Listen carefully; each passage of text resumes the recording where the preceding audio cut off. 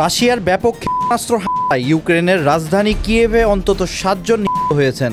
এমন লাগাতার হামলায় সমগ্র ইউক্রেন বড় ধরনের ক্ষতির সম্মুখীন হচ্ছে।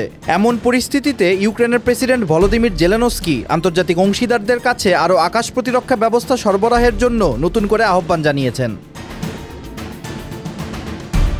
বার্তা সংস্থা এএফপি রবিবার এক প্রতিবেদনে এই তথ্য জানায়। সামাজিক যোগাযোগ মাধ্যমে দেওয়া এক পোস্টে প্রেসিডেন্ট জেলেনস্কি লিখেছেন, ইউক্রেনের এখন এমন সহায়তা প্রয়োজন যা মানুষের জীবন বাঁচাবে, আর তা হচ্ছে আরও আকাশ প্রতিরক্ষা ব্যবস্থা, আরও নিরাপত্তা সামগ্রী এবং আমাদের অংশীদারদের আরও দৃঢ় অবস্থান। কিয়েভে শুক্রবারের রুশ হামলায় সংখ্যা বেড়ে 7 জন হয়েছে বলে কর্মকর্তারা জানিয়েছেন। জেলেনস্কি জানান, নিহতদের একজন নাতালিয়া খোদেমচুক।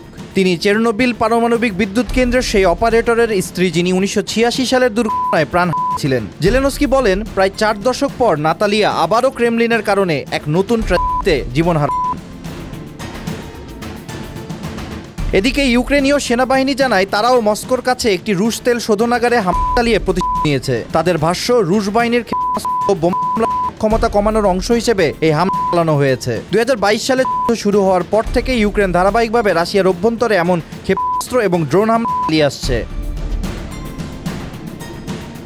এই বিষয়ে রিয়াজানের গভর্নর পাভেল মালকভ জানান, রাতে ইউক্রেনের 25টি ড্রোন অঞ্চলের আকাশসীমায় ভূপাতিত করা হয়। যদিও ড্রোনের ধ্বংসাবশেষ পড়ে একটি প্রতিষ্ঠানে আগুন লেগে গিয়েছিল, তবে কোনো হত্যার ঘটনা ঘটেনি।